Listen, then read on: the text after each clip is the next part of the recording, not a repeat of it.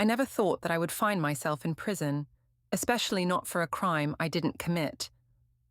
It all started 3 years ago when my sister Jessica asked me to drive her to the mall. She said she needed to pick up a few things for a friend's birthday party. I didn't think twice about it, as I would do anything for my sister. As we were leaving the mall, the alarms went off and security guards surrounded us. They accused us of shoplifting, but I knew that I hadn't taken anything. Jessica, on the other hand, was acting strangely and wouldn't look me in the eyes. Before I knew it, we were both arrested and charged with stealing a Rolex watch worth thousands of dollars.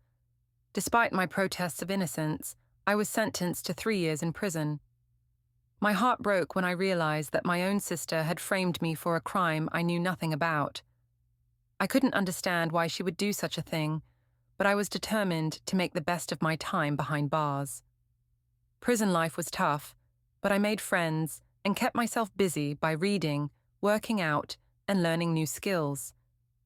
I never heard from Jessica during my time in prison, not even a single phone call or letter. It hurt to know that she had abandoned me, especially when I needed her the most. After 3 long years, I was finally released from prison.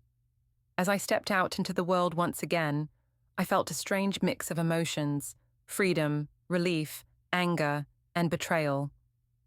I had lost so much during my time in prison, but I was determined to rebuild my life and move forward. I tried to find a job and reconnect with old friends, but it wasn't easy.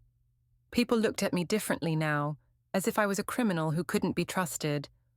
I struggled to find my place in the world, but I refused to let my sister's betrayal define me. Months passed, and I heard through the grapevine that Jessica was now living large. She had married a wealthy businessman and was enjoying a life of luxury and privilege. I couldn't believe that she had gotten away with what she had done to me, while I had suffered in prison for a crime I didn't commit. One day, out of the blue, Jessica called me. She explained that she needed a relative to sign and stay with her for her upcoming surgery. She was facing a risky procedure and wanted someone she could trust by her side. That was when she remembered me and asked me to come and help her. I was torn. Part of me wanted to forgive and forget, to be the bigger person and help my sister in her time of need. But another part of me was filled with anger and resentment, knowing that she had never apologized or shown any remorse for what she had done to me. In the end, I made up my mind. I told Jessica that I couldn't help her, that I had moved on from the past and didn't want to be a part of her life anymore.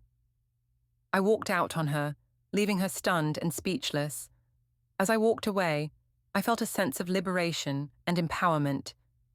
I had finally stood up for myself and taken my revenge on the sister who had betrayed me.